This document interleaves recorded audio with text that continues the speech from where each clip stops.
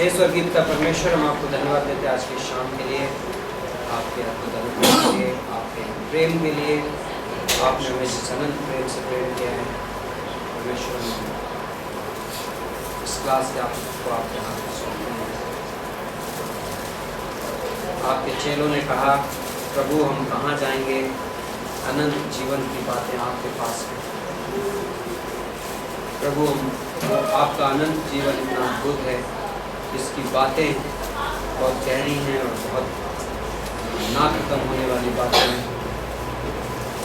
हम इस दुनिया की सबसे खूबसूरत, सबसे बेहतरीन बातों को सीख रहे हैं, क्योंकि आपका वचन आज की शाम इस क्लास में अभिषेक करें, हम सबसे बातें करें, हमें कुछ सिखाएं। आपका वचन हमारी नज़रों के सामने पवित्र आत्मा द्वारा खोला जाए और प्रार्थना प्रभु यीशु मसीह के नाम से मांगते हैं। Okay, so we should welcome our new students. Okay, so number 1 हमारे बीच में लिबना है। सुमित की शादी हुई, राइट, 21 दिसंबर है आप लोगों को। Libna is the new student, so welcome.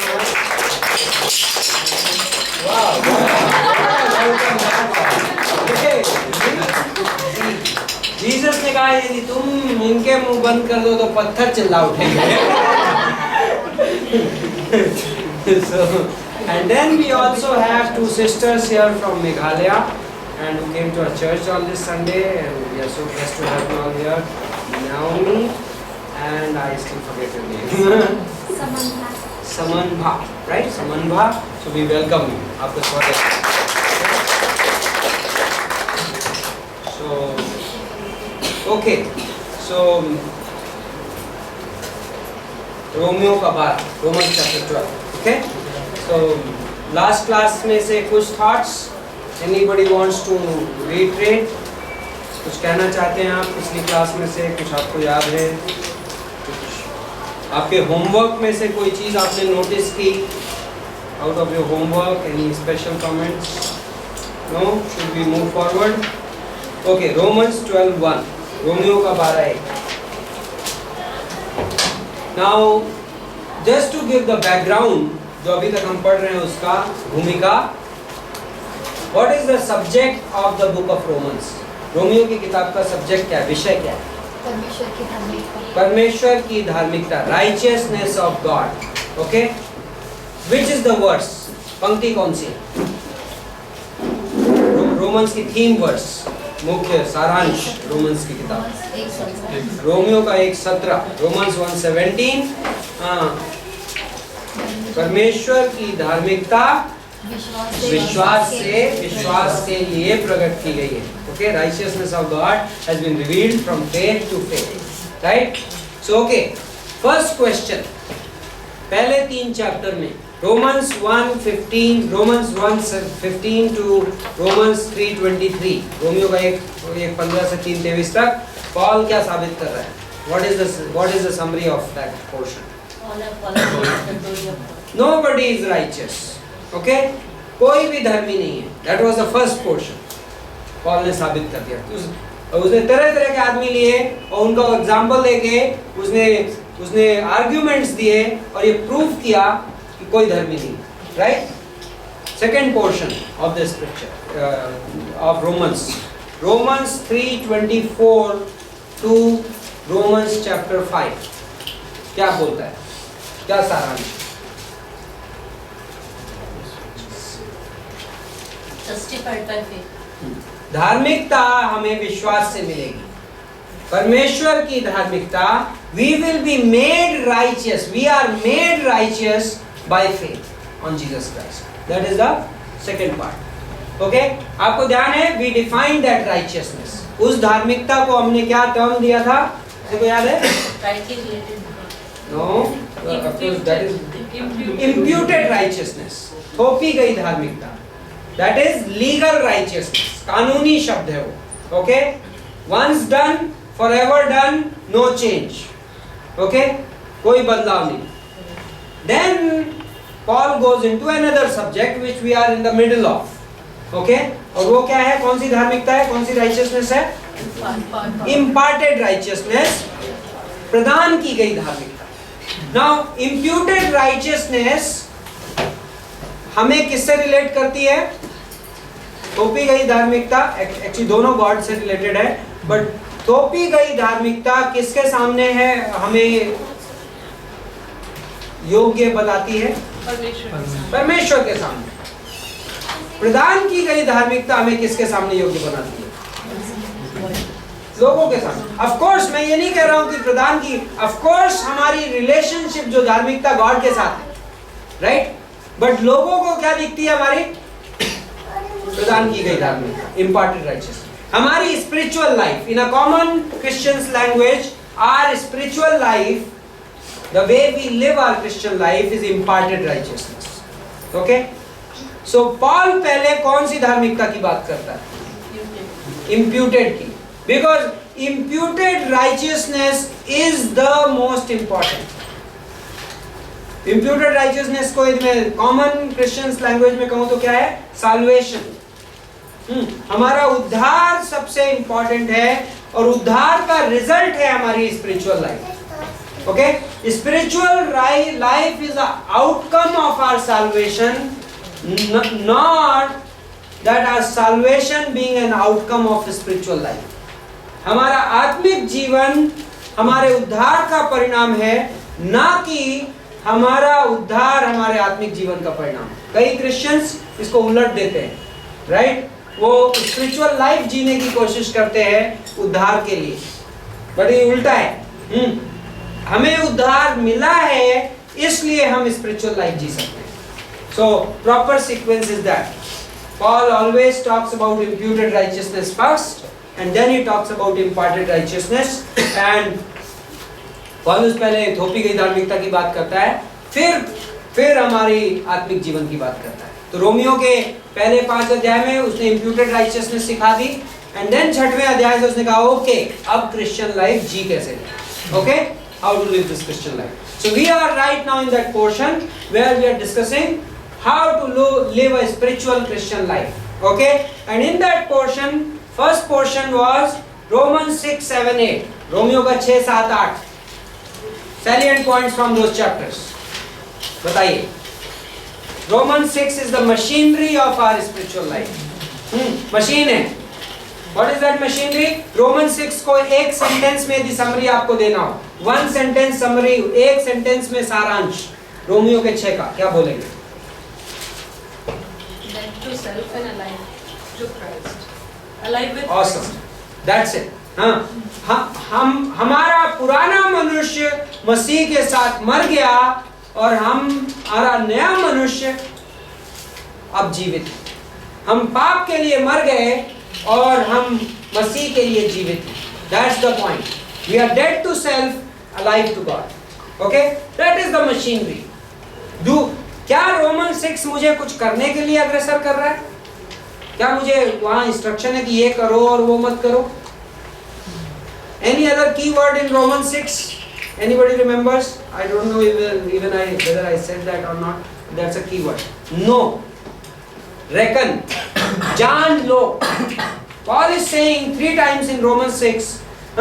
Therefore reckon yourself dead. तुम अपने आप को मरा हुआ मान लो। मरा हुआ मानने के लिए आपको कुछ कर्म नहीं करना पड़ता, right? A Christian's responsibility is to recognize his death with Christ. That's our responsibility. Okay? In Romans 6. Romans 7. Romans 7, one sentence description of Romans 7. Romeo 7 में क्या हो रहा है? Struggle with self. Yes, breakdown of that machinery. Struggling with self. Self-centered life. खुद पर केंद्रित जीवन। Paul जिन लोगों ने होमवर्क कर लिया है उनको पता है कि मैंने होमवर्क में दिया था रोमियो के 7 में आपको गिनती गिननी है कि मैं शब्द का प्रयोग कितने बार हुआ है, right? The assignment was you had to count how many times I or my has been used in Romans 7, and you can still do that. You can even underline that in your Bible and you will be amazed to see what is happening. Romans 7 में Paul almost 30+ times I और माई का प्रयोग कर रहा है, मैं और मेरा। क्या सेल्फ सेंटर्ड लाइफ, वो मैं अच्छा जीवन बिताने की कोशिश कर रहा हूं, उसमें पता है सेंटर में कौन है? मैं हूं। एंड जब तक मैं सेंटर्ड में है, self centred life can never take me to a relationship with God और have a spiritual fruit in my life. Okay, so that is Romans 7, break down of machinery. Now Romans 8 क्या है? That was covered last time. Romans 8 का 1 sentence summary, Romeo का 8। पवित्र आत्मा के द्वारा आत्मिक जीवन, spiritual life through the Holy Spirit of God, right? So in the assignment you had to count how many times Holy Spirit's reference is in Romans 8, and कितने बार निकला था? 20 some times, okay? 20 एक बार। So imagine what is the transition. आप Romans 7 में same Paul को देख रहे हैं and Romans 8 में सेम पॉल को देख रहे हैं, और दोनों में मेजर फर्क है। बट फर्क का सोर्स क्या है? रोमन 7 में सेंटर में आई है, बट रोमन 8 के सेंटर में होली स्पिरिट है। So in the relationship with Holy Spirit, a believer is able to lead a spiritual life. पवित्र आत्मा के साथ एक संबंध में एक विश्वासी आत्मिक जीवन जी सकता है। दैट इज द सारांश of Roman 8। Now what is the, I also want to put that Roman 8 में, दैट इज वेरी इंपॉर्टेंट। पवित्र आत्मा के साथ में जब विश्वासी संबंधित होकर जीता है, तो उस लाइफ की एक कैरेक्टरिस्टिक है जो रोमन्स 8 में उभर कर आती है। Anybody, when you live in a relationship with the holy spirit, then there is a character to that kind of life which comes out in Romans 8. Can you tell me one word, one phrase? Anybody? More than conquerors. Yes, but that more than conquerors is the result of something. हम vision से बढ़कर हैं, लेकिन वो किस चीज का परिणाम? Finished work life, finished work orientation. Romans 8 is totally finished work. It is finished. Now there is, anybody remembers Romans 8:1? Romeo का 8 है, किसी को याद है? I'm using purposely more English today because of those two sisters there, and I want them to get something. So यीशु मसीह में है, जो मसीह में हो धन्य दोषारोपण नहीं। yes, यीशु, जो कोई भी यीशु मसीह में है। Okay, let's focus on जो कोई भी also, right? Whoever, now then whoever is in Christ. How many are counted in that? कितने लोग गिने गए उसमें? Every believer. That means every believer. There is no condemnation to any believer. Nobody can condemn. कोई भी दोष नहीं लगा सकता किसी भी विश्वासी को यदि आप यीशु मसीह में हैं। That's awesome, right? That's finished work orientation. Okay? उसको बोलते हैं संपूर्ण कर्म का गुण। So होली स्पिरिट से रिलेशनशिप का ये इंपॉर्टेंट कैरेक्टरिस्टिक है। यदि मैं होली स्पिरिट से राइटली रिलेटेड हूं, दूसरी चीज मैंने आपको एज अ डॉक्ट्रिनल स्टूडेंट्स ये दिया था, ध्यान रखिएगा। Next time you have to discuss a theology of holy spirit, you have to bring Romans 8। आपकी पवित्र आत्मा के बारे में थियोलॉजी इनकम्प्लीट है यदि रोमन्स 8 की बात ना की जाए।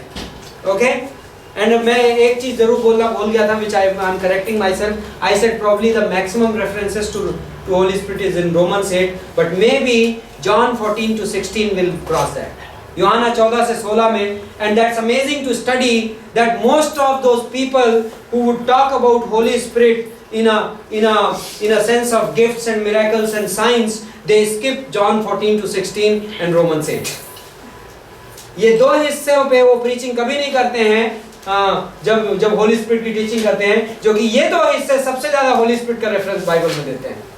यूहन्ना का 14 से 16, एंड यूहन्ना 14-16 में होली स्पिरिट क्या बताया गया पता है? He is a teacher, he is a helper, he is not like doing some miracle. No,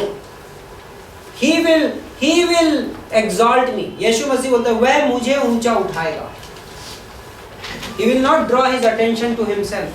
Awesome verses. Anyway, so theologically speaking, यदि मुझे किसी सब्जेक्ट को स्टडी करना है तो ये मेरी जिम्मेदारी है कि मैं बाइबल में उन पोर्शंस को जरूर रेफर करूं जहां पे पवित्र आत्मा ने चूज किया है उस पर्टिकुलर सब्जेक्ट को सबसे ज्यादा डिटेल में डिस्कस करने का। तो होली स्पिरिट का जब सब्जेक्ट आएगा तो which are the 2 important portions you can't skip? Number 1 John 14 to 16, यूहन्ना 14 से 16. Number 2 Romans 8. Okay, and form your theology around that. You will suddenly realize that what is talked most about the Holy Spirit is not the most important. Okay, so that is it. Now Romans 9 to 11. What was the one issue, one major issue which Paul discussed? Paul ने क्या ऐसा मुख्य बात सिखाई? परमेश्वर की सर्वसत्ता और इंसान की इच्छा। Yes, परमेश्वर की, the conflict between the sovereignty of God and free will of man. परमेश्वर की सर्वसत्ता और इंसान की इच्छा शक्ति के बीच में seeming conflict है, उसको पॉल यहूदियों का एग्जाम्पल लेके डिस्कस करता है. ओके, इस कॉन्सेप्ट को एक बार फिर से एक्सप्लेन करने के लिए may be a few minutes मैं एक्सप्लेन करता हूं. पॉल का कॉन्फ्लिक्ट ये था. ऑन वन हैंड पॉल ये कह रहा है कि ज्यूज को परमेश्वर की योजना से फॉर द टाइम बिंग निकाल दिया गया. पॉल इस बात के लिए दुखी था. और उसमें गॉड की सॉवरेनिटी है, परमेश्वर की सर्वसत्ता. परमेश्वर ने चुना तो कि ज्यूज को साइड में करके कुछ समय के लिए मैं कलीसिया के द्वारा डील करूंगा. ओके, बट इंसान की फ्री विल का भी पॉल वहां पे बात करता है. बोलता है ज्यू ने भी विश्वास किया वो धर्मी ठहराया जाएगा. अब धार्मिकता उसे कर्मों के द्वारा नहीं मिलेगी, व्यवस्था के कार्यों के द्वारा. Righteousness is not going to come by the works of the law, but it is going to come by the hearing of the faith. विश्वास के द्वारा सुनने से आएगी धार्मिकता. राइट? तो ये यहां पे क्या आ गई? इंसान की फ्री विल इन्वॉल्व हो गई. So then Paul does the whole argument regarding परमेश्वर जिसको चाहे उस पर करुणा करे और परमेश्वर जिस पे ना चाहे उस पे करुणा ना करे, वो परमेश्वर का हक है. क्या मिट्टी कुम्हार से कह सकती है कि मुझे ऐसे बनाओ? Right? That was the argument towards the sovereignty of God. कि परमेश्वर प्रभु है, परमेश्वर कुमार है, वो जो करना चाहे कर सकता है. That was the argument towards sovereignty of God. लेकिन वेयर डू दे मीट? तो रोमन्स 11 में पॉल ऐसे कंक्लूड करता है. रोमन्स 11 में पॉल बोलता है, ये कंक्लूजन है. मैं इतने बड़े चैप्टर को कुछ सेंटेंसेस में समराइज करने की कोशिश कर रहा हूं. पॉल कहता है उन लोगों का हृदय कठोर किया गया और वो अविश्वास में रहे जिससे परमेश्वर तुम्हें अनुग्रह दे सके. राइट? एंड फिर पॉल बोलता है और जब तुम पर अनुग्रह हो और वो जले तो उस जलन के मारे वो भी विश्वास में आए और वो धार्मिकता ग्रहण करें. So in the rap session this on the Monday or Tuesday sometime in this week we said this. Sovereignty of God expects the will of man to cooperate with it to fulfill its own purposes. परमेश्वर की सर्वसत्ता इंसान की मर्जी का response expect करती है जिससे वह अपने ध्येय पूरे कर सके. So rather than sovereignty of God and free will working against each other, actually they are expected to work together with each other. परमेश्वर की सर्वसत्ता और इंसान की इच्छा शक्ति एक दूसरे के खिलाफ काम करने की बजाय एक दूसरे के साथ मिलकर काम करती हैं और ये परमेश्वर की योजना है. और जो थियोलॉजियंस इन दोनों को ऐसे डिबेट करते हैं एज इफ कि दोनों एक दूसरे के अपोज में हैं, वो रियल पॉइंट को ही नहीं समझ पा रहे हैं जो पॉल रोमन्स के 11 में कह रहा है. पॉल कह रहा है उनके दिल इसलिए कठोर किए गए जिससे तुम उद्धार में आओ और तुम्हारा उद्धार होते देख के वो विश्वास में आए. तो एक्चुअली परमेश्वर की सर्वसत्ता और इंसान की इच्छा शक्ति दोनों एक दूसरे को कोऑपरेट करें एंड इवेंचुअली परमेश्वर की सर्वसत्ता की योजना को पूरा करें. Sovereignty of God and man's free will should work together to fulfill the sovereign plan of God. That's the answer Paul gives in Romans 11. And that, when Paul understands that, so he goes into worship. Oh, what a depth of the riches and wisdom of God. He's worshiping God. He says, wow, हम और आप ये plan नहीं बना सकते, God उस plan को बना के एग्जीक्यूट भी कर सकता है. That's God. right? He's worth worshipping. Now we are getting into Romans 12. So Paul, so we said chapters 12 to 15 में fruit of the righteousness है. Imparted righteousness के परिणाम क्या होते हैं? जब एक विश्वासी स्पिरिचुअल लाइफ में जीता है, ओके, प्रोसेस पॉल ने समझा दिया रोमन 6, 7, 8 में.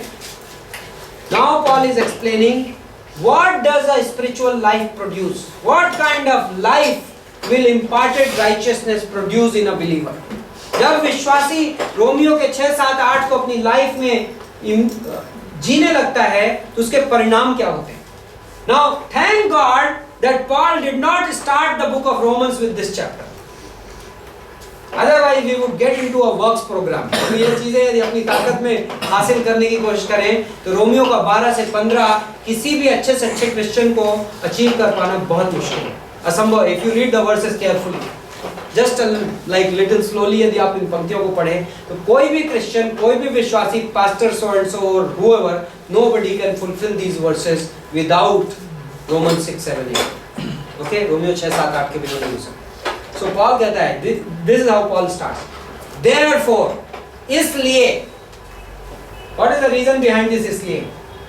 11 चैप्टर इसके लिए थे, right?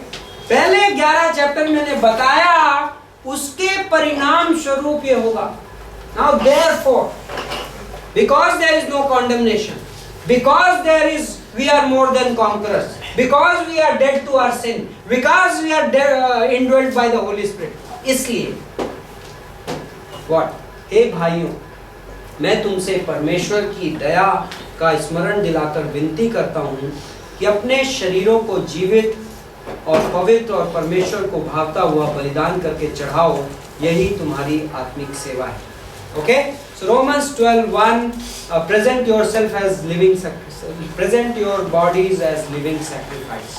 Okay, so we are going to define that. तो वर्स 2 भी पढ़ लेते हैं. And और इस संसार के सदृश न बनो, परंतु तुम्हारी बुद्धि के नए हो जाने से तुम्हारा चाल चलन भी बदलता जाए, जिससे तुम परमेश्वर की भली और भावती और सिद्ध इच्छा अनुभव से मालूम करते रहो. ओके, नाउ नंबर 1, रोमन्स 12:1 को थियोलॉजी में कई बार ऑक्सीमोरॉन कहा जाता है. ऑक्सीमोरॉन, ऑक्सीमोरॉन का हिंदी वर्ड में भी विरोधाभास, but oxymoron is something little more bigger than विरोधाभास.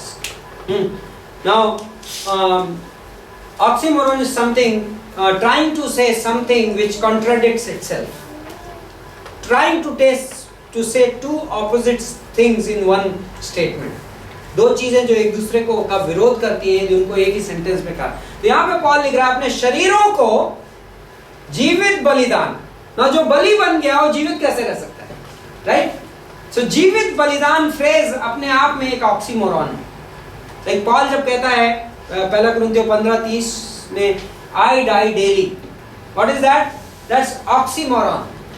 पॉल जब दूसरा कुरिन्थियों के 4 में कहता है कि मैं अनदेखी वस्तुओं को देखता हूं, हाँ, seeing the unseen things, we speak unspeakable things. Paul कहता है हम ना बोलने योग्य चीजों को बोलते हैं. So what are these? These are oxymorons, right? वो चीजें जो विरोधाभासी, जो चीजें बोली नहीं जा सकती और हम बोलते हैं. हम जिसे देख नहीं सकते हम उसे देखते हैं.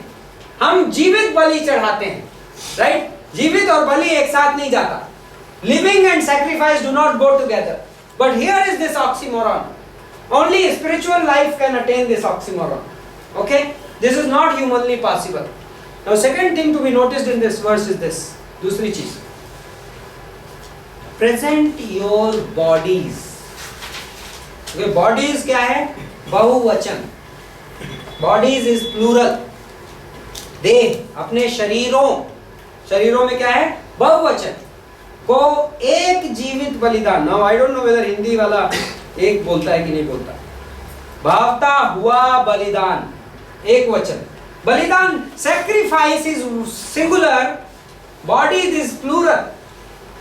सम people can miss that verse, that part of the verse in the interpretation. मतलब आप अपने शरीरों को, जो बॉडीज आप प्रेजेंट कर रहे हो, वो कई सारी हैं, बट जो बन के निकल रहा है लिविंग सैक्रिफाइस वो सिंगुलर है, राइट? सो विश्वासी को now this is where chapter 12 onwards I define it this way. This is the doctrine of the body life. Okay, doctrine of body life Bible में कई जगहों पे देह के जीवन का उपदेश. Now Bible presents church of Christ as the body of Christ. Bible Yeshu Masih के कलीसिया को यीशु मसीह की देह कहता है, राइट? और कई जगहों पे बाइबल में जो कंपैरिजन किया गया है उसमें जो चर्च है, बिलीवर्स हैं, वो जीसस की बॉडी है. एंड जीसस क्या है? हेड है, सिर है, राइट? और हम उसके अंग हैं.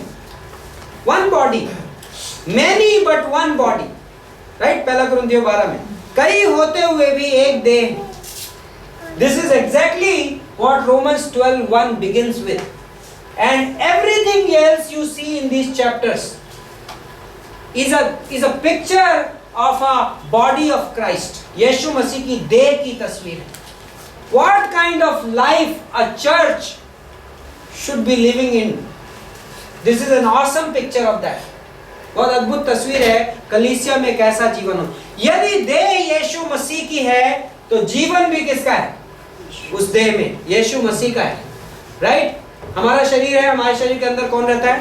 हमारा आत्मा रहता है, राइट? Like human spirit. जब यीशु मसीह की देह है उसको कौन चलाता है? उसको जीवन कौन देता है? जिस दिन हमारे शरीर से हमारा आत्मा निकल जाता है उस दिन हमारा शरीर मर जाता है, ठीक है? यीशु मसीह की देह को जीवन कहां से मिल रहा है? यीशु मसीह की आत्मा से मिल रहा है. यीशु मसीह का आत्मा उस देह में निवास करता है और यीशु मसीह का जीवन उसमें प्रवाह हो रहा है. जो जीवन घोड़े के अंदर है वो जीवन आदमी के अंदर नहीं है, right? What the life which a horse has is not the same life which a man has. Same way, life which the body of Christ has is a different life, and the characteristic of that life is also different. जो जीवन मसीह की देह में है वो जीवन अलग है क्योंकि वो मसीह का जीवन है और उस जीवन के गुण अलग हैं और इसलिए वो जीवन अपने आप में अलग मैनिफेस्टेशंस रखता है. एंड रोमन्स 12-16 वो पूरा का पूरा उस मैनिफेस्टेशन का वर्णन है. Okay, so church is expected to behave like a body rather than an organization.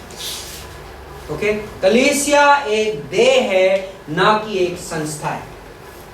Okay, body life, principle of body life, देह के जीवन के सिद्धांतों में कलीसिया एक देह है, जीव है, ना कि एक संस्था है. लायंस क्लब एक संस्था है, रोटरी क्लब एक संस्था है, MGM हॉस्पिटल एक संस्था है, रायन क्रिश्चियन स्कूल एक संस्था है, बट कलीसिया, यीशु मसीह का कलीसिया एक जीव है. ओके, जीव में जीवन होता है. मैं एक अक्सर उदाहरण देता हूं. एक मोटरसाइकिल है और एक घोड़ा है. ओके, दोनों दौड़ते हैं, मे भी सेम स्पीड से दौड़ते हैं, बट आप मोटरसाइकिल और घोड़े को रिप्लेस नहीं कर सकते. घोड़ा एक जीव है. Horse is a life, but motorcycle is an organization. It's a machine, right? You can take out the parts of a motorcycle and put it back together again, but you cannot take a horse and disassemble it and put it back together again, right? आप एक घोड़े को निकाल के reassemble नहीं कर सकते. Jesus, the body of Jesus Christ is the body of Jesus Christ. If body stops functioning like a body, it loses its life. So that's why so many times so many churches are dead. Positionally they are not dead, but in their experience they are dead. क्योंकि वो मरा हुआ अनुभव कर रहे हैं, क्योंकि वो देह का जीवन के सिद्धांत को ना समझ रहे हैं ना उसमें जी रहे हैं. वो संस्था बन चुके हैं, right? Now, how does body of Christ operate like a body of Christ? Romeo का 12:1 और 2. You present yourself. आप अपने आप को क्या करते हो? परमेश्वर के सामने सौंपते हो. ये तस्वीर किसकी है पता है? ऑल्टर। पुराने नियम में वेदी होती थी, okay, old testament, altar. Altar में आप क्या लेते थे? सैक्रिफाइसेस लाते थे, और सैक्रिफाइसेस को काट वेट के उसके अंग उसमें रख देते थे। वहां पे क्या होता था, जब फर्स्ट टाइम लैब व्यवस्था की किताब में वेदी के ऊपर सैक्रिफाइस रखी गई थी, तो परमेश्वर ने कहा था कि इसमें जो आग आएगी वो कहीं और से नहीं आएगी, मैं भेजूंगा। और लैब व्यवस्था 9 में, करेक्ट, या आई थिंक लैब व्यवस्था 9 में जब मंदिर के अंदर, तंबू के अंदर वेदी के ऊपर बलियां वगैरह रेडी करके वेदी के ऊपर sacrifice was placed over the altar, right? And then everybody was waiting and praying, and what happened? Fire came from heaven, right? And that is a beautiful picture. Acts chapter 2, प्रेरितों का काम 2 अध्याय, exactly वही चीज हुई। Jesus Christ ने कहा everything is ready, knowledge is ready, मैंने सिखा दिया तुमको बहुत कुछ, तुमने miracles देख लिए, सब कुछ सारा हो गया, but do not, Luke 24:49, do not go। यीशु मसीह मत्ती 28:18-20 में कह रहा है जाओ, लेकिन लूक 24 और 49 में कह रहा है मत जाओ, अभी इंतजार करो until you are clothed with the power from on high, जब तक तुम ऊपर से सामर्थ से भर ना दिए जाओ। एंड एक्ट्स चैप्टर 2 में डिसाइपल्स बैठ के प्रेयर कर रहे हैं, ऑलमोस्ट ऑल्टर के ऊपर सैक्रिफाइस रखी हुई है, and what happened? Holy Spirit came and amazingly speaking, वो पवित्र आत्मा जब आया तो there was a manifestation of fire also, आग भी आई। So to me it looks like a picture of Luke Leviticus chapter 9, लैब व्यवस्था 9, राइट? बट बिलीवर नाउ वो कॉर्पोरेट था, but bodies are presented in plural tense, right? मतलब मुझे मेरी देह परमेश्वर को इंडिविजुअली सौंपनी है, right? And then God will produce one living sacrifice. So how does the church experience a body life? When people learn to live their life at the altar of the cross.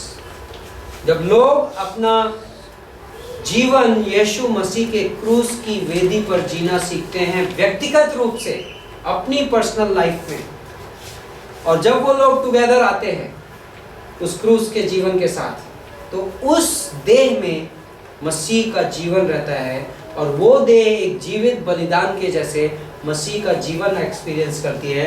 और उसके बाद की versus बोलती है okay, यही तुम्हारी आत्मिक सेवा है।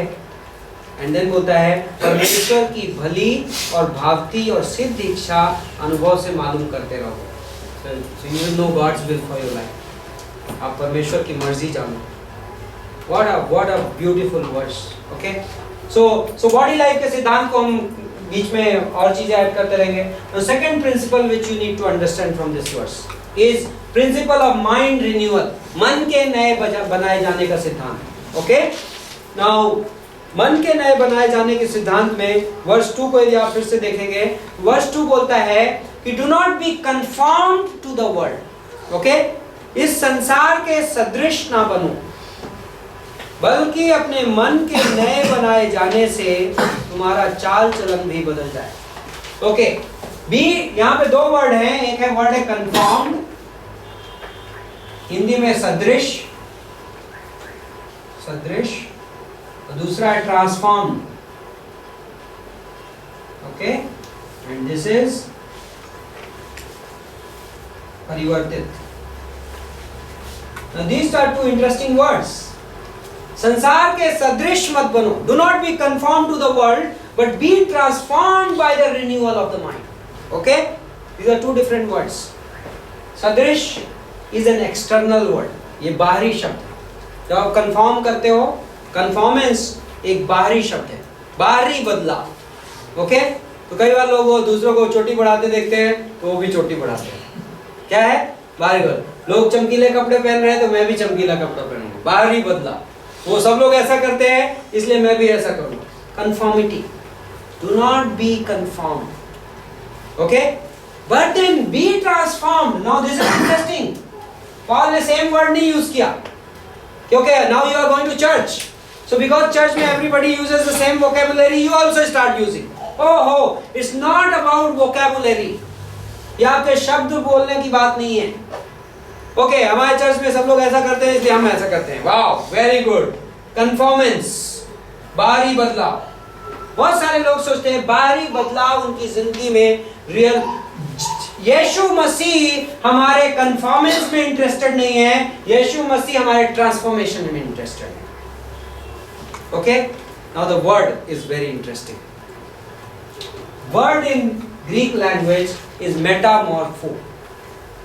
आप लोगों ने जिसने साइंस पढ़ी है उन्होंने ये वर्ड को कभी ना कभी एक फॉर्म में मेटामॉर्फोसिस करके एक वर्ड होता है साइंस में, बट फिलहाल मैं लिख दूंगा ग्रीक वर्ड इज मेटामॉर्फो.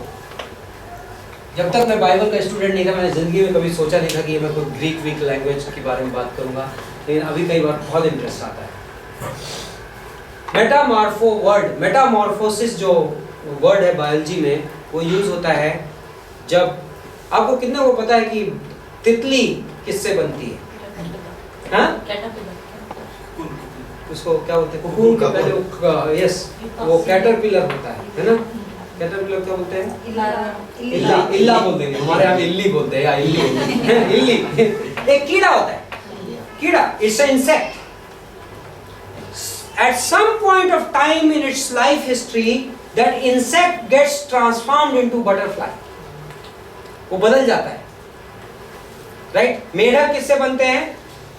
टैडपोल से. टैडपोल कैसा देखने में लगता है? मछली, राइट?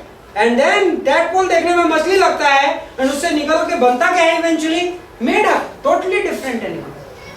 मेटामॉर्फोसिस उस फिनोमेना का नाम है बायोलॉजी में. एंड जब गॉड हमको बोल रहा है, बायोलॉजिस्ट ने वो सब शब्द बोरो किया, बट गॉड कह रहा है बी मेटामॉर्फाइज्ड. लाइक जो परिवर्तन बिलीवर की लाइफ में परमेश्वर करना चाह रहा है वो परिवर्तन सिर्फ एक्सटर्नल नहीं है, वो परिवर्तन अंदर से चालू होता है. इल्ली और तितली में टोटली डिफरेंट है. देयर इज नो कि वो इल्ली ने एक दिन आके कोट पहन लिया तो तितली बन गई, right? It did not get externally modified. Lot of times people in Christianity they are after behavior modification, what psychologists call that. व्यवहार का बदलाव. बहुत सारे लोग अपनी जिंदगी में सिर्फ वो करने की कोशिश कर रहे हैं. But God is after transformation, परिवर्तन, आंतरिक परिवर्तन, metamorphosis. Okay? And how does that happen? Now we have to understand the process. किस चीज से? उस वर्ष में आंसर उसका मन के नए बनाए जाने से. Mind renewal. How does God transform us? परमेश्वर हमें कैसे बदलता है? कैसे एक ड्रग एडिक्ट पास्टर बन जाता है? Mind renewal. That is Metamorphosis. Okay, वो परमेश्वर का परिवर्तन है. कैसे एक मर्डरर सॉल अपोस्टल पॉल बन जाता है? Mind renewal. ठीक है, मिरेकल बाद में बात करेंगे. Let's talk substance, right? Paul took for maybe 10 years, maybe 3 years, 5 years. Mind renewal. How does mind renewal happen? मन कैसे परिवर्तित होता है? By the way, Ephesians 4:22 to 24, इफिसियों का 4:22 से 24, read those verses. कुलुसियों का 3:12-13, read those verses. Mind renewal. Okay? मन का परिवर्तन, मन का नया बनाया जाना. परिवर्तन नहीं, मन का नया बनाया जाना. How does mind renewal happen? How do you receive imparted righteousness? It's the same thing, हाँ? प्रदान की गई धार्मिकता में कहाँ से मिलती है? मैंने कुछ वर्सेस पर्पसली छोड़ दी थी लास्ट क्लास में, and we have to go back to them. Romans chapter 10, Romeo का 10, an awesome verse. रोमियो के 10:8 में पॉल धार्मिकता डिफाइन कर रहा है. Righteousness, Romans 10:8 onwards. I'm going to read a lot of verses from this chapter, but worth it. क्या कहती है? What does the righteousness of God say? ये कि वचन तेरे निकट है. What is near you? Word of God is near you. वचन, right? तेरे मुंह में और तेरे मन में, राइट? यह वही विश्वास का वचन है जो हम प्रचार करते हैं कि यदि तू अपने मुंह से यीशु को प्रभु जानकर अंगीकार करे और अपने मन से विश्वास करे कि परमेश्वर ने उसे मरे हुए में से जिलाया, तो तू निश्चय उद्धार पाएगा। क्योंकि धार्मिकता के लिए मन से विश्वास किया जाता है और उद्धार के लिए मुंह से अंगीकार किया जाता है। ये वर्सेस किस पार्ट की बात कर रही है? हमारे इम्प्यूटेड राइचियसनेस। जब हमने परमेश्वर का वचन सुना और हमने यीशु मसीह पर विश्वास किया तो हम धर्मी करार कर दिए गए पोजिशनल तौर पे। लाइफ बदली नहीं बदली बात की बात है, राइट? जो जिस दिन हमारा उद्धार होता है, बहुत सारे ट्रांसफॉर्मेशन उस दिन नहीं आते। ये भी उसके बाद 3 साल परमेश्वर काम करता है, कई बार छुरियां चलाता है, राइट? सो एनीवे, आगे 11वीं पंक्ति में, क्योंकि पवित्र शास्त्र यह कहता है कि जो कोई उस पर विश्वास करेगा वह लज्जित नहीं होगा। यहूदियों और यूनानियों में कुछ भेद नहीं, इसलिए कि वह सबका प्रभु है और अपने सब नाम लेने वालों के लिए उद्धार करेगा। क्योंकि जो कोई प्रभु का नाम लेगा वह उद्धार करेगा, और जिस पर उन्होंने विश्वास नहीं किया वे उसका नाम क्यों लेंगे? पॉल अपने स्ट्रगल के बीच में बोल रहा है, सोवरेनिटी और फ्री विल के स्ट्रगल के बीच में, मेरे लोग क्यों उद्धार में नहीं है? एंड पॉल उसके बीच में बोल रहा है, लोग बैठ के डिबेट कर रहे हैं और पॉल कह रहा है लोग कैसे उद्धार करेंगे जब तक वो विश्वास ना करेंगे। और फिर उसके बाद बोलता है, और जिस पर उन्होंने विश्वास नहीं किया हुए उसका नाम क्यों लेंगे? जिसकी उन्होंने सुनी नहीं उस पर विश्वास क्यों करेंगे? और बिना प्रचारक सुनेंगे कैसे? तो पॉल कह रहे हैं तुम बैठ के डिबेट कर रहे हो। इशू इसका नहीं कि आप सोवरेनिटी और फ्री विल की डिबेट करो। इशू इस बात का है कि ये वचन जो तुमने सुना है उसको जाके प्रचार करो, राइट? क्योंकि जब तक कोई प्रचार नहीं करेगा तब तक सुनेंगे कैसे? और जब तक सुनेंगे नहीं तो विश्वास कैसे करेंगे? And then let's go further. और यदि भेजे ना जाए तो प्रचार कैसे करेंगे? जैसा कि लिखा है कि उनके पांव सुहावने हैं जो अच्छी बातों का सुसमाचार कहते हैं।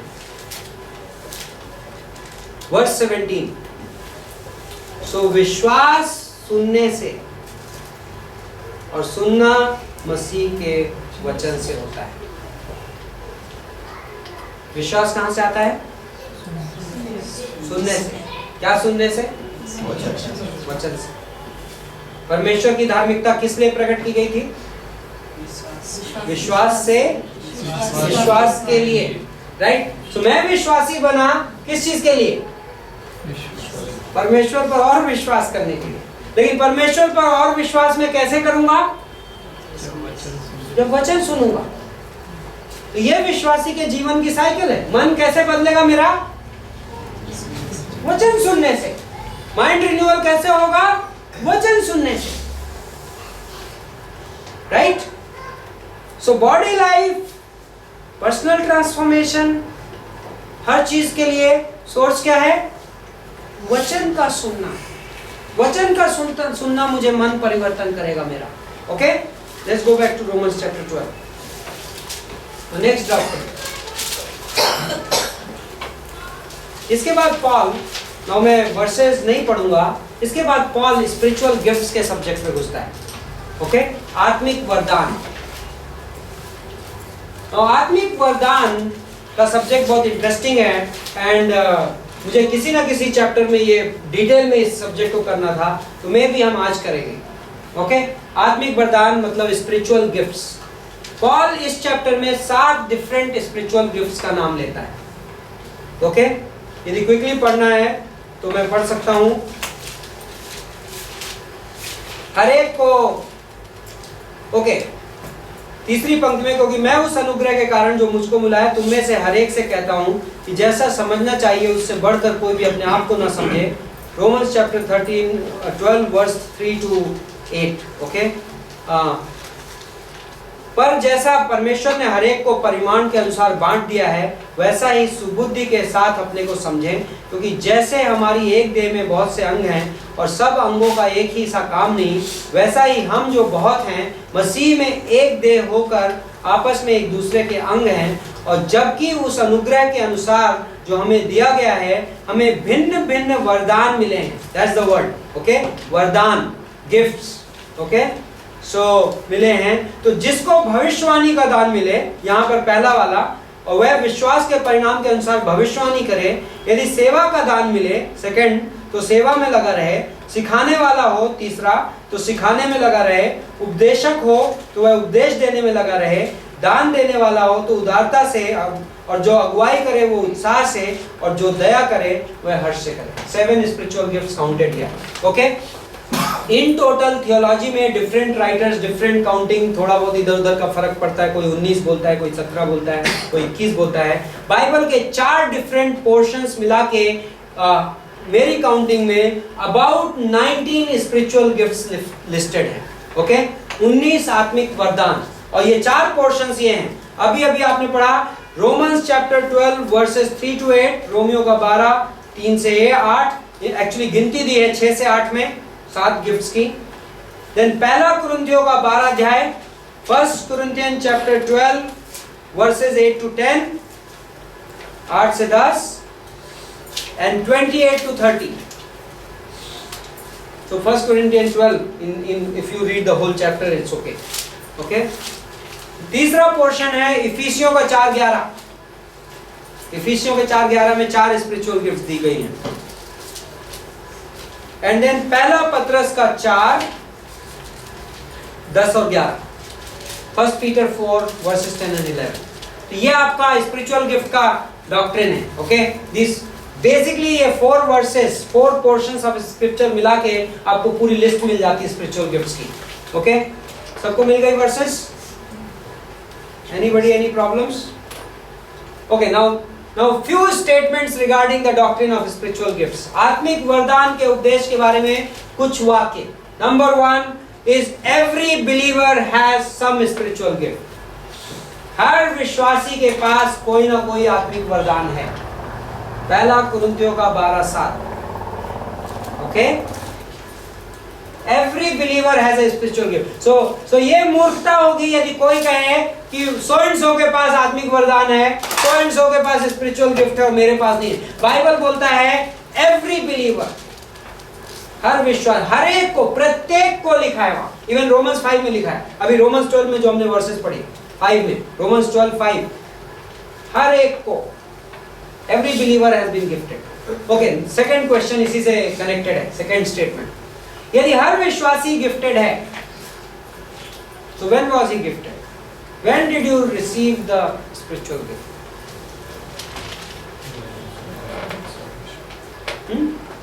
Logical question. यदि हर बिलीवर गिफ्टेड है तो गिफ्ट कब मिली? जब विश्वास में आया, obviously, है ना? So at the point of his salvation, when did he get the gift? At the point of his salvation. Spiritual gift was received. Who gives the spiritual gift? Next question. कौन देता है? पवित्र आत्मा। पवित्र आत्मा आपने कब रिसीव किया? At the point of salvation. So he came and he came along with the gifts. He gave the gifts. Okay? Now third question.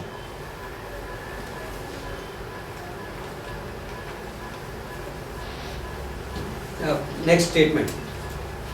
What is the purpose of the gift? आत्मिक वरदान क्यों दिए गए? What is the purpose of spiritual gifts? Edification of the body. Gifts are given to the body of Christ. Remember that. पूरा अभी तक आप क्या पढ़ रहे थे? अंग हैं हम। तो हाथ को जो ताकत दी गई है वो किसके लिए दी गई है? शरीर के लिए दी गई है। आंख को जो गिफ्ट दी गई है वो किसके लिए दी गई है? शरीर के लिए गई। आंख अपने लिए नहीं देखता, right? Eyes don't see for itself. Eyes see for the body. So spiritual gifts are given for the body of Christ. आत्मिक वरदान. So when I take my spiritual gift and start edifying myself, like yes, आत्मिक वरदान देंगे spiritually, but I will be benefited from my spiritual gift to the extent that I am part of the body. यदि body gain कर रही है तो मैं भी गेन कर रहा हूं, लेकिन यदि मैं अपने आत्मिक वरदान से एक्सक्लूसिव बेनिफिट उठाना चाहूं तो वो क्या होगा? डकैती, right? That will be चोरी. I am taking what is meant for the body of Christ, and I should be very, very careful about it. Okay, that's how gifted people go down. Okay, वरदान पाए हुए लोग इस तरीके से नीचे जाते हैं जब मैं आत्मिक वरदानों को अपने फायदे के लिए इस्तेमाल करने लगूं. Okay, now these are the okay. Next principle regarding spiritual gifts. आत्मिक वरदान और पद सेम नहीं है. Spiritual gifts and office are not the same thing. Remember that. पद अलग चीज है, spiritual gift अलग चीज है. Though in some cases they may overlap. I may have a gift of pastor teacher. Okay? मेरे पास pastor teacher होने का gift है, वरदान है. But 5 years back I was not a pastor teacher. Okay? 5 साल पहले मैं pastor teacher नहीं था. Today I have the gift as well as the office. आज मेरे पास गिफ्ट भी है, वरदान भी है, ऑफिस भी है. लेकिन 5 साल पहले मेरे पास गिफ्ट था लेकिन ऑफिस नहीं था. You understand? So I cannot operate in the office just because I am gifted. हाँ? So मैं उस पद मुझे परमेश्वर जब देता है तब मैं उस पद को एक्सरसाइज करता हूँ. लेकिन गिफ्ट को मैं एक्सरसाइज कर सकता हूँ. तो जब मैं पास्टर नहीं बना था तब भी मैं प्रीच करता था. राइट? तब भी मैं लोगों की लाइफ में इन्वेस्ट करता था. लेकिन मैं उस पद का इस्तेमाल नहीं करता था. जब मेरा पास्टर वहां पे कुछ कर रहा होता था तो मैं उसको सबमिट करता था क्योंकि वो पास्टर का पद था. अंडरस्टूड? गिफ्ट्स और पदों में डिफरेंट है. Office and gifts are different things. Next one. Gifts have to manifest the giver.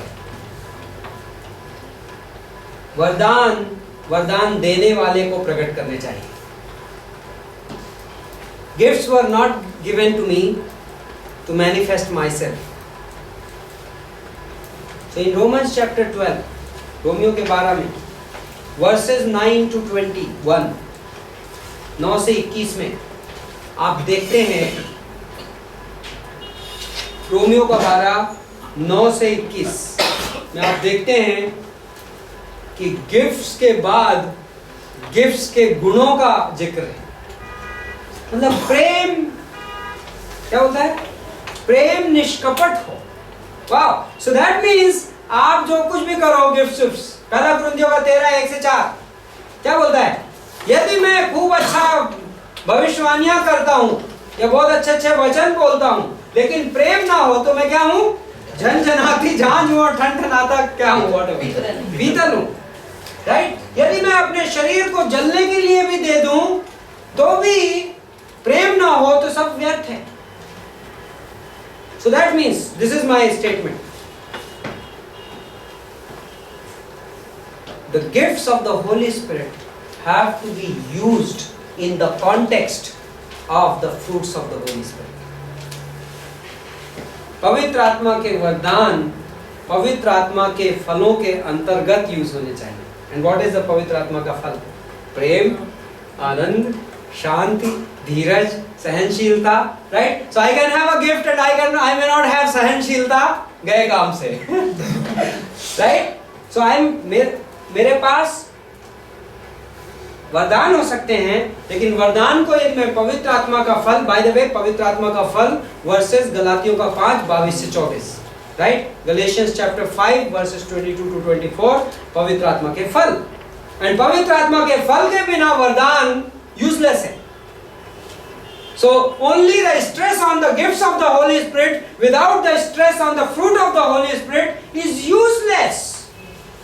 Okay? बेवकूफी है. Next.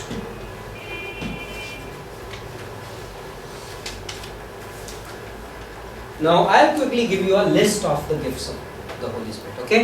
Holy Spirit के पवित्र आत्मा के वरदान ये 4 portions मैंने दे दिए हैं.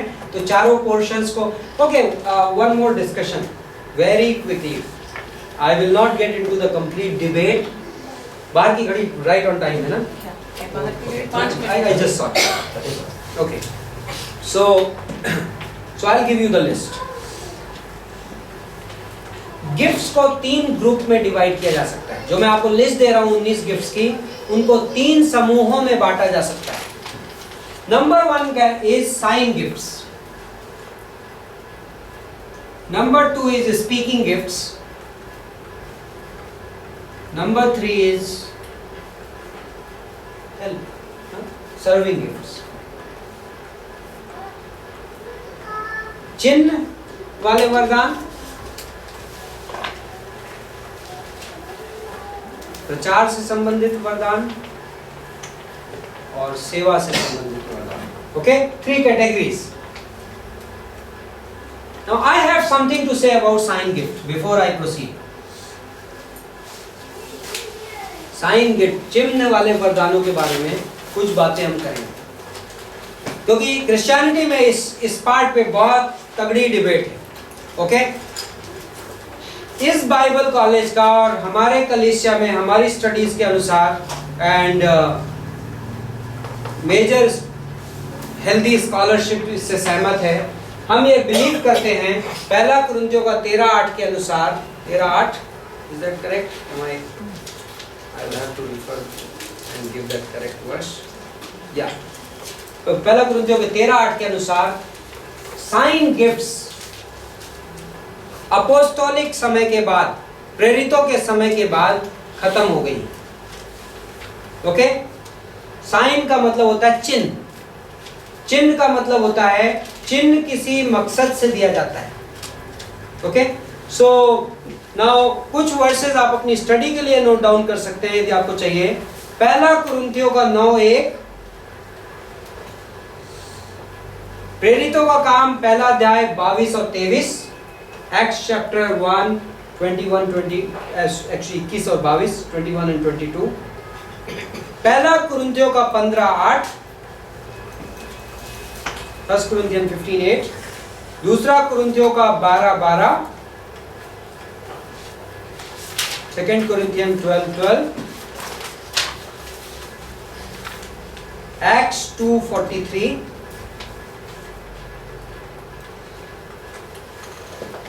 प्रेरितों का काम 2:43.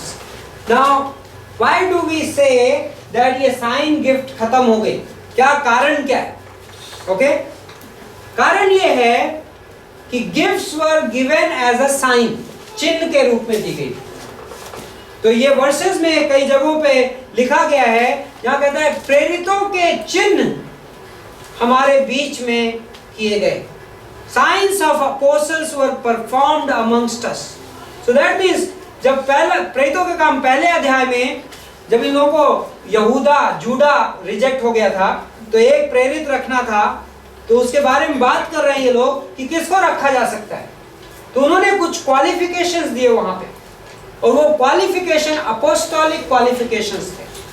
प्रेरित के क्वालिफिकेशन थे, प्रेरित की योग्यता थी. नाउ आज क्रिश्चियनिटी पे बहुत सारे लोग अपोस्टल्स वर्ड बड़े कॉमनली यूज करते हैं, एंड एज लॉन्ग एज वो अपोस्टल का मीनिंग, ऑफ कोर्स मैं जानता हूं ग्रीक लैंग्वेज में उसका मीनिंग होता है सेंट वंस, मतलब भेजा हुआ.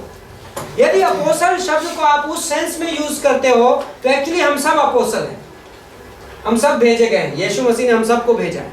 लेकिन यदि आप अपोस्टल शब्द को एज एन ऑफिस यूज कर रहे हो तो हम उससे असहमत हैं, क्योंकि बाइबल कहता है, पौलुस ने पहला कुरिन्थियों 9:1 में कहा मैं आखिरी हूं. यदि पौलुस आखिरी अपोस्टल है तो फिर अब जो बाकी हैं वो अपने आप को उस लिस्ट में ऐड कर रहे हैं बिना होते हुए. Right, so apostles and profits की ऑफिस आज एग्जिस्ट नहीं करती हमारे अंडरस्टैंडिंग. इफिसियों का 2:20 बोलता है कि कलीसिया प्रेरितों और नबियों की नींव पर रखा गया. राइट, यदि कलीसिया को बाइबल एक बिल्डिंग के तौर पर प्रेजेंट करता है तो इफिसियों के 2:20 के अनुसार उस बिल्डिंग की नींव कौन लोग थे? Apostles and profits. आप जब बिल्डिंग बनाते हो तो नींव कितने बार रखते हो? एक बार रखते हो. सेकंड फ्लोर पे पहुंचने के बाद आप ये नहीं बोलते एक बार नींव और डाल देते हैं. राइट, आज चर्च अपनी ऑलमोस्ट टॉप मोस्ट स्टोरी पे, यदि चर्च को हम बिल्डिंग से कंपेयर करें तो बिल्डिंग बनते बनते 2000 साल में we are at the top most story. Like पहला पत्रस 2:5 बोलता है कि हम लिविंग स्टोन्स एक एक पत्थर करके जोड़े जा रहे हैं और बिल्डिंग तैयार हो रही है. यदि हम उसी एंड ऑफ कोर्स पहला कुरिन्थियों 3:10 में यीशु मसीह चीफ कॉर्नरस्टोन है। तो एक्चुअली डिफरेंट ऑथर्स कलीसिया को एक बिल्डिंग के रूप में प्रेजेंट कर रहे हैं, और इफिसियों की किताब में पॉल लिख रहा है ये फाउंडेशंस थे। और कई लोग प्रॉफिट्स वर्ड यूज करते हैं, बहुत कॉमन, वो प्रॉफिट है सो एंड सो, पर हम ये नहीं मानते कि यदि आप प्रॉफिट ये बोल रहे हो कि प्रॉफिट, प्रोफेसी वर्ड का मीनिंग ये भी होता है कि प्रचार कर देना वचन का, तो हम सारे प्रॉफिट हैं, राइट? स्नेहल भाई को कल बाइबल स्टडी में हम प्रीच करने को कहेंगे और फिर परसों से प्रॉफिट स्नेहल बोलने लगेंगे, नॉनसेंस। लेकिन यदि आप प्रॉफिट की ऑफिस की बात कर रहे हैं तो ड्यूट्रोनॉमी 18:22, व्यवस्था वर्णन 18:22 से आप पढ़िएगा, वहां पे यह लिखा है कि यदि कोई अपने आप को परमेश्वर का नबी कहे तो उसकी सारी भविष्यवाणियां सच्ची निकलनी चाहिए, और यदि उसकी एक भी भविष्यवाणी गलत निकल जाए तो उसको पत्थर से मार डालना चाहिए। Which prophet in today's New Testament can qualify that? Nobody. That is, see, understand this, समझिए, office of prophet was given for a reason, एक कारण से दी गई थी। बाइबल लिखी जा रही थी, हम वर्ड रेवलेशन यूज करते हैं, मैंने आपको पहले बाइबल कॉलेज में दिया है। रेवलेशन वर्ड का मीनिंग, प्राइमरी मीनिंग होता है थियोलॉजिकल मीनिंग, जब ज्ञान डायरेक्टली परमेश्वर से इंसान के पास आता है, थियोलॉजी में उसको रेवलेशन बोलते हैं। परमेश्वर हम सबको चीजें सिखाता है, लेकिन इब्रानियों का 1:1 से 3, हिब्रूज 1:1-3 बोलता है परमेश्वर ने पुराने दिनों में भांति भांति में नबियों के द्वारा, सपनों के द्वारा और दर्शनों के द्वारा अपने लोगों से बात की, लेकिन इन अंत दिनों में परमेश्वर ने अपने पुत्र के द्वारा बातें की हैं। That means previous revelations have been closed, right?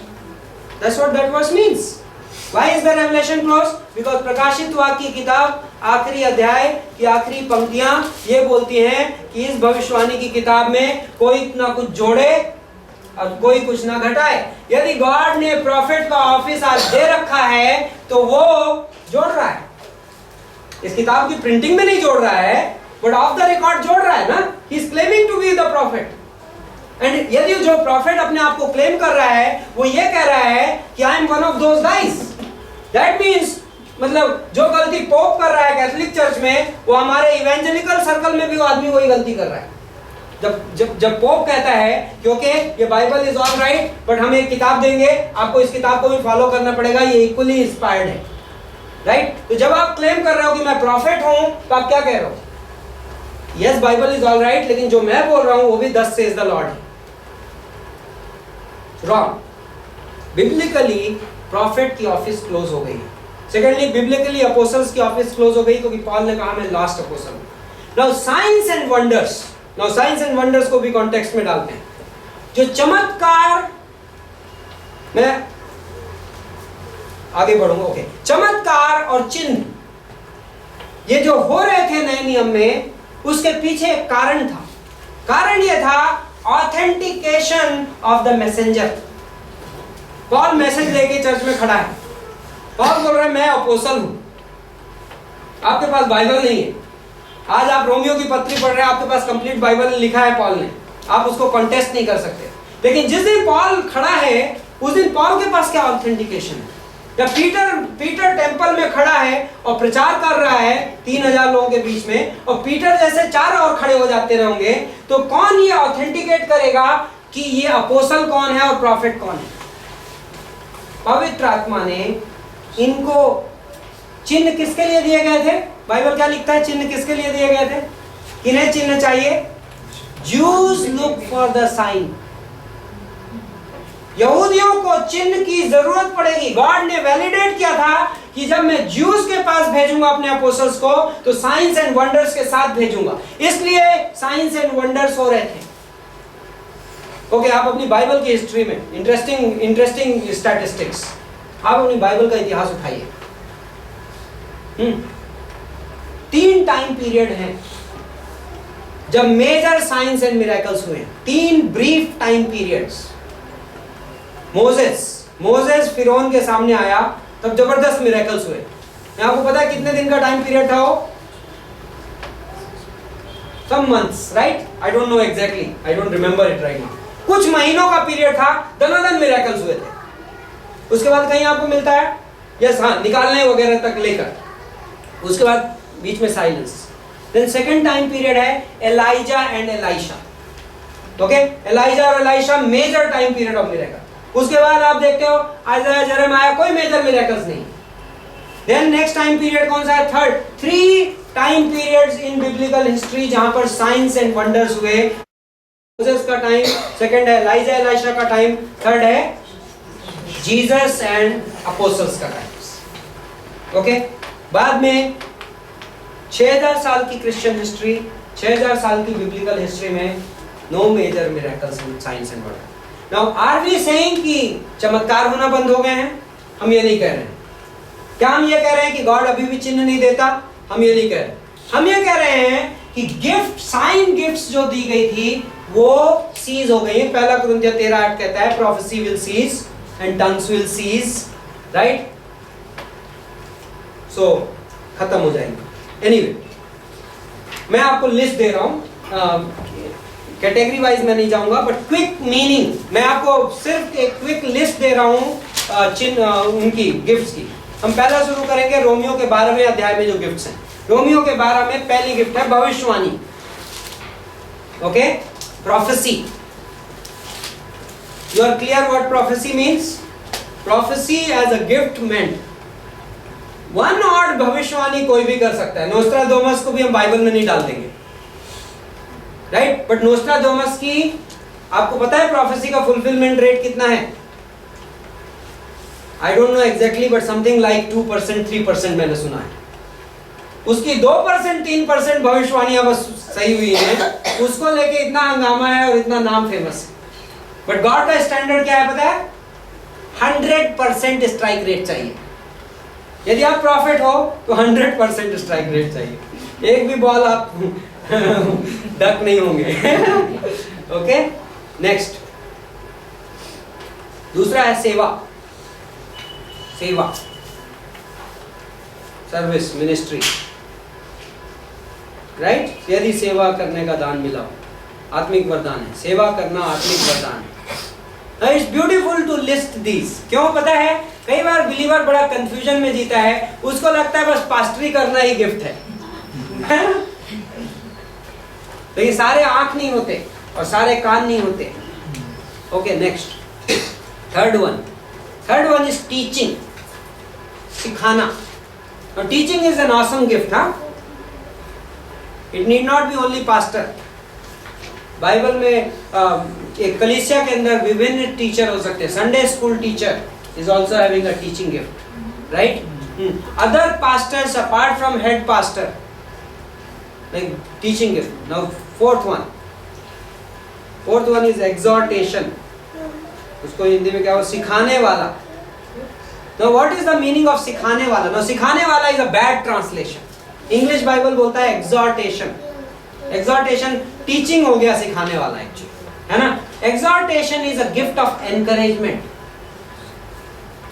Everybody doesn't have gift of encouragement. Like, okay, let me comment here.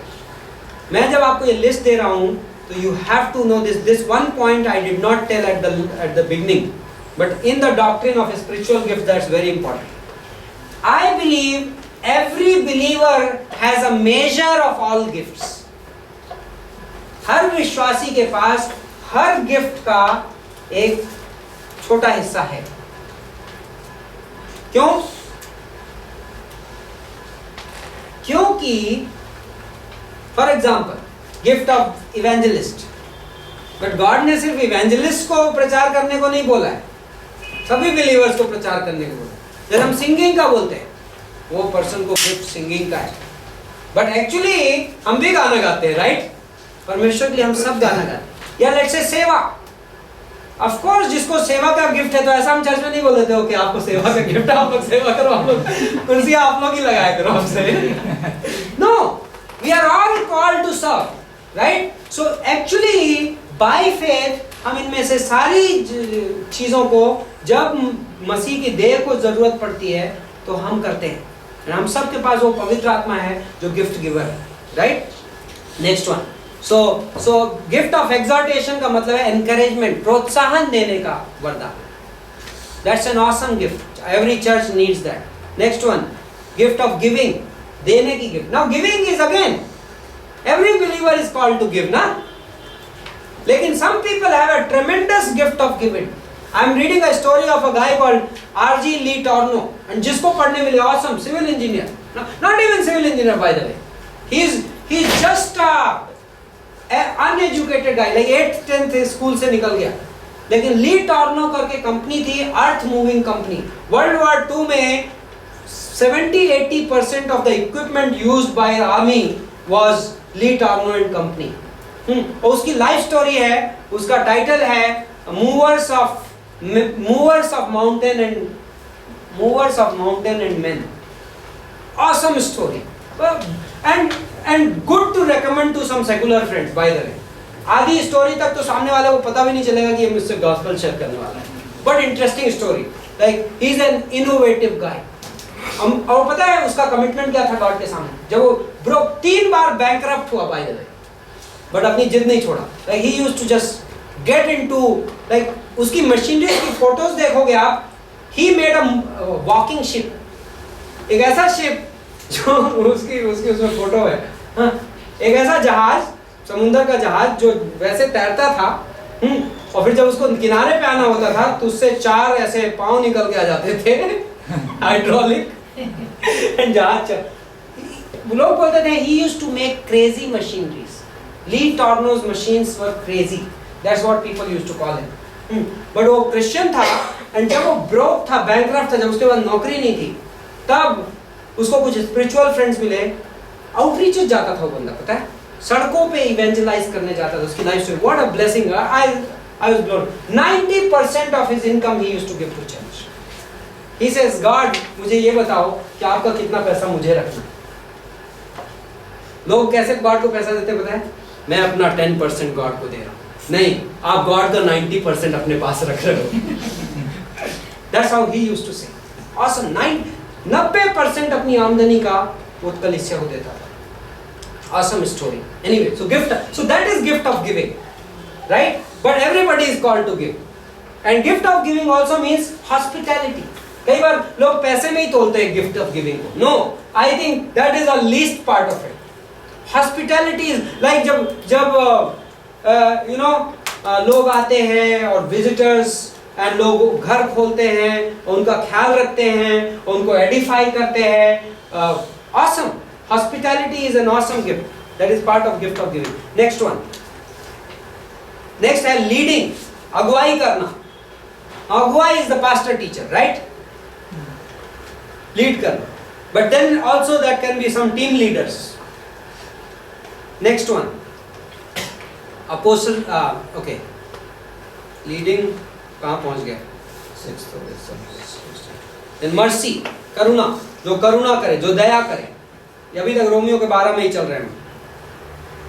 mercy, करुणा करना, like Mother Teresa, like that is an extreme example, but somebody in the body of Christ can really take care of needy people, like really, and give them gospel and operate. हमेशा ध्यान रखिए, gifts are meant for the edification of the body of Christ. तो आप जाते हो कहीं पे एक अनाथ आश्रम खोल लेते हो और साइड में पड़े रहते हो कि हमने एक अनाथ आश्रम चला रहे हैं, प्रभु की सेवा कर रहे हैं। If you are not under the covering of a church, if you are not doing it like, if you are doing it like that, you are using your gift in a wrong manner. Okay? Next one, apostleship, ये भी एक gift थी, right? इफिसियों का 4:11 में apostle, profit, evangelist, pastor, teacher, 4 gift, चारों पद भी हैं, चारों गिफ्ट भी हैं, क्योंकि वहां पे एज अ गिफ्ट प्रेजेंटेड है। प्रेरित, नेक्स्ट नबी हमने ऑलरेडी लिख दिया। देन प्रचारक, इवेंजलिस्ट एक गिफ्ट है। Everybody is called to, every Christian is called to evangelize, but evangelist is a gift. Okay, evangelist has a special anointing from God, just like Billy Graham has an evangelism gift, right? So likewise, so प्रचारक, pastor, teacher, pastor teacher. Now ruler leader was different, but pastor teacher is a separate gift. Pastor teacher. Now इफिसियों के 4:11 में pastor और teacher, जो ये pastor और लगा है बीच में, ग्रीक ग्रामर के अनुसार वो एक ही पर्सन है. Remember that. I will not get into that subject right now. Next semester में हम जाएंगे जब हम pastoral epistles पढ़ेंगे. Pastor teacher is one person. The head pastor of any church has to be the main teacher. That's biblical. There is no other way. You cannot say okay teaching का job मैं किसी और को delegate कर दूंगा. Glamorous मैं रखता हूँ, non-glamorous किसी और को. Not like that. Head pastor किसी भी कलीसिया का, यदि आपको लगता है मैं कॉल्ड हूं पास्टर टीचर, तो आपको और अपनी रातें घिसनी चाहिए और 15 किताबें निकाल के कमेंट्री पढ़नी चाहिए और आपकी बाइबल बोलता है आंख लाल होनी चाहिए, इतनी पढ़ाई करनी चाहिए. These are Greek words but really true. You cannot be pastor teacher and then say teaching कोई और कर लेगा. टीचिंग के लिए मैं बॉम्बे में मिशनरी ट्रेनिंग सेंटर में भेज दूंगा अपने डिसाइपल्स को. No. If you are called to be a pastor, you are called to teach the Bible. If you don't teach the Bible, then I don't know what you do as a pastor. You are evangelist. Then you have a gift of, you may be winning souls, but that means you have a gift of evangelism. You need somebody to pastor your church. Okay, that's better. Word of wisdom. Okay, बीच में word of wisdom. ये मैं बुद्धिमत्ता के शब्द, I don't know Hindi में क्या लिखा है, इंग्लिश में word of wisdom. Now word of wisdom की बहुत लोगों के पास बहुत सारी थ्योरीज हैं. कई जगहों पे बोलते हैं वो पास्टर स्टेज से बता देते हैं कि वहां पर लाल कलर का शर्ट पहन के एक आदमी बैठा हुआ है जो जिसको कि ये चल रहा है, तो वो वर्ड ऑफ विजडम है. नाउ ध्यान दीजिए, ऑल दो साइन गिफ्ट्स मिरेकल मिस्टीरियस हमारे हिसाब से सीजन, हाँ occasional manifestation of the holy spirit nobody can stop. पवित्र आत्मा किसी वक्त कुछ भी चूज कर सकता है करने में. But if you say that this is my gift, then word of wisdom that is misunderstanding. यदि वर्ड ऑफ विजडम उस कैटेगरी में है तो it falls under sign gift. हमारा अंडरस्टैंडिंग वर्ड ऑफ विजडम के बारे में ये है. Counsellor, who is the counsellor? जब लोगों को काउंसलिंग की जरूरत पड़ती है, सलाह की, he has a word of wisdom, right? लेकिन काउंसलर को वर्ड ऑफ विजडम, बुद्धिमत्ता के शब्दों की जरूरत पड़ती है. ऐसा नहीं कि काउंसलिंग फॉर्मूला है, क्योंकि आपने एक मैनुअल लिया, ऐसा केस आएगा तो उसको ये कर देंगे. नहीं, काउंसलिंग ये नहीं है. Every case is different. You need the word of wisdom from the holy spirit. That is my definition of word of wisdom. Next one, word of knowledge के बारे में भी यही है. लोग बोलते हैं उनको पता चल गया, उन्होंने मेरा चेहरा देखा और उनको पता चल गया. Wow, you cannot trust that. You cannot claim that as a gift. Does it happen all the time? क्या वो हमेशा होता है? I don't think so. So that what is the word of knowledge? Word of knowledge का our interpretation. ज्ञान के शब्द, इस गिफ्ट का क्या मीनिंग है?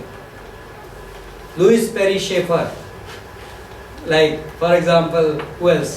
Waterhouse, Charles Ryrie. These guys have word of knowledge in the sense कि a gift from God to understand the Bible in the way they understand. There are theologians in our generation who have done great job in doing that, right? Word of knowledge, that is called word of knowledge. Like they really look at the verse and they really bring out the meaning. It needs a gift. It's not like इस congregation में ये बैठा है, उसका तलाक चल रहा है, उससे ज्यादा इंपॉर्टेंट ये वाला है, right? Okay, next one, faith as a gift, विश्वास. इंटरेस्टिंग ना, faith being called as a gift because we are all in this plan because of faith. ना, हमने विश्वास किया, हम सबके पास विश्वास है, हम सबको बुलाया गया विश्वास करने के लिए और प्रभु पे. बट इन विश्वास को एक गिफ्ट क्यों कहा गया है?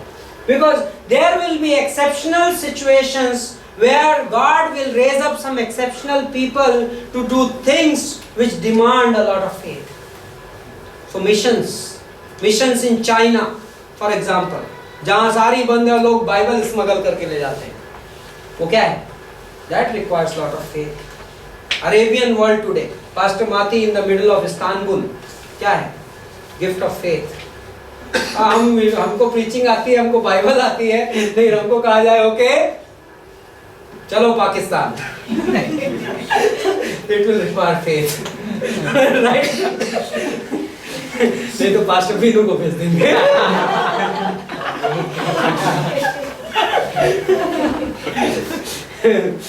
Oops. Next one. Healings and miracles. Healings and miracles, चंगाई और चमत्कार, in the book of Acts is a genuine gift. सच्ची आत्मिक वरदान, right? But healings and miracles was a part of sign gift, by the way. हम ये नहीं कह रहे हैं, by the way, हमारी ये टीचिंग कई बार लोग सुनते हैं तो मिस कोट करते हैं और कहते हैं ये लोग तो हीलिंग्स में बिलीव नहीं करते। ओ नो, आपको नहीं पता है, मे बी हम कंपैरिजंस में बिलीव नहीं करते, मे बी आपको भी लिस्ट बनानी पड़ेगी कि जेन्युइन हीलिंग कहाँ पे कहाँ हुई। But I am not the healer, मैं हीलर नहीं हूँ, यीशु मसीह हीलर है। फर्क ये है। And nobody should even try to become the healer, okay? But healings and miracles जो नेचर था वो बहुत अलग था, ओके? वो जेन्युइन गिफ्ट थी और आज की डेट में वो जेन्युइन गिफ्ट एग्जिस्ट नहीं करती। ऑफ कोर्स मैनिफेस्टेशंस हैं। Now next one, discernment of the spirits, आत्माओं का को पहचानना। नाउ इसका इंटरप्रिटेशन कुछ लोगों का ये है कि कुछ लोग आदमी को देखते हैं और देखते साथ ही उनको पता चल जाता है कि उसके अंदर दुष्ट आत्मा है। What a shallow interpretation. Discernment of the spirit. That again, if that was true, यदि उस गिफ्ट की डेफिनेशन वो होती तो that will also fall in this category. They are trying to copy some new students, right? Sons of Sceva. But according to what is this? I think an ability to recognize error, झूठ और सच के बीच में distinguish करना या गलती और सही के बीच में फर्क पहचानना, ये अपने आप में गिफ्ट है। एंड पवित्र आत्मा कुछ बिलीवर्स को स्पेशली वो देता है। हम सबको गॉड ने कॉल किया है कि we should discern the wrong spirit with the right one, right? But कुछ लोगों में इस एक्सेप्शनल गिफ्ट होती है एंड एक्चुअली गॉड ने वो चर्च के प्रोटेक्शन के लिए दिया है। कई बार चर्चेस में लोग आते हैं जो रॉन्ग मोटिव से आते हैं, राइट? एंड यदि गॉड कलीसिया में किसी को वैसी गिफ्ट नहीं देगा तो मिस यूज कर सकते हैं वो, ओके? मे बी हम एक दो बचे हैं। Tongues and interpretation of tongues, अन्य भाषाएं और उनका अनुवाद, of course they fall under sign gifts and हम उनको कभी अलग किसी मौके पे डिस्कस करेंगे। But we don't believe that they exist today and if they exist that would be exception. Last two, gift of help, पहला कुरिन्थियों के 12 में मदद की का वरदान, गिफ्ट ऑफ हेल्प, मदद का वरदान। तो somebody will say वो जो गिफ्ट ऑफ पहले था ना कोई हॉस्पिटैलिटी या वो, इसमें और उसमें क्या फर्क है? नहीं, एक और गिफ्ट था, कौन सा था? सर्विस, गिफ्ट ऑफ सर्विस था second number. Gift of service and gift of help में क्या फर्क है? बहुत फर्क है, ओके? गिफ्ट ऑफ हेल्प जो है, इट्स अ हेल्पर। किसी कोई person may not be a very good leader but is a very good helper and you need those people in the church. Secretaries in the church, like assistant pastors in the church, awesome, like unbelievable. Gift of help, that is the definition of gift of help. They have an ability to be perfect helpers, okay? And then which one? Gift of administration, okay? व्यवस्थापन का gift of administration. Administration gift doesn't mean the leader. Administration gift, board members, leadership, board of directors, बहुत सारी चीजें जहां पे administration, team leaders, ये सब administration में आते हैं। ओके, नाउ हाउ, कहां तक पहुंच गए? ओके, क्विक 6 पॉइंट, मैं आपको सिर्फ 6 पॉइंट दे रहा हूं how to develop our spiritual gifts, how to identify and develop, हमारे आत्मिक वरदानों को कैसे पहचानें और बढ़ाएं. Okay? Wow, that's too much. Okay, quick. Mind renewal and dedication. Romeo के 12:1 में मन का परिवर्तन. First one. Number 2. सब रोमन, ये भी रोमन्स में है. Doctrinal thinking. उपदेश के अनुसार सोचना, वचन के अनुसार सोचना. Okay? These are like you study Romans 12 and find out for yourself, so that you don't go weird about finding your gift. Study the Bible. पवित्र आत्मा की अगुवाई में बाइबल पढ़ो, गिफ्ट अपने आप मिलेगी. Right. Third one, develop the gift. 2 Timothy 1:6. दूसरा तिमोथी का 1:6 गिफ्ट को डेवलप करना. Fourth, 1 Timothy 4:14. Don't neglect the gift. अपने आत्मिक वरदान को नजरअंदाज मत करो. फिफ्थ, 1 कुरिन्थियों का 1:7. Don't abuse the gift. गलत इस्तेमाल मत करो. राइट. लास्ट वन, छठवां, रोमियो का 11:29. Gifts of God are irrevocable. परमेश्वर जब आपको आत्मिक वरदान देता है तो वापस नहीं लेता है.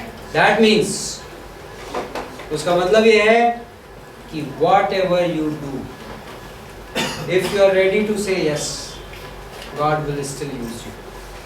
यदि आप हाँ बोलोगे तो परमेश्वर आपको फिर भी इस्तेमाल करेगा. Okay, that's how it is.